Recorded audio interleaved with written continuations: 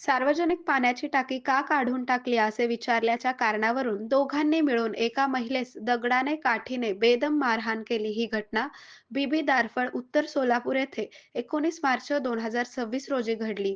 सोनाली मधुकर घाटे वय 27 यांनी दिलेल्या फिर्यादीनुसार समाधान राजेंद्र मोरे वय 30, राधिका राजेंद्र मोरे वय 57 या दोघांविरोधात सोलापूर तालुका पोलीस ठाण्यात 19 मार्च 2026 रोजी गुन्हा दाखल करण्यात आला आहे।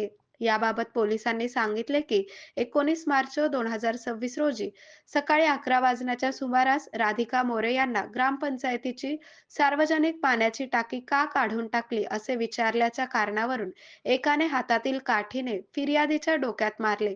याच वेळी भांडण सोडवण्यासाठी आलेली फिर्यादीची नणंद वैशाली हिलाही दगडाने मारहाण केली। यावेळी दोघींना शिवीगाळ दमदाटी करत लाथाबुक्क्याने मारहाण केली।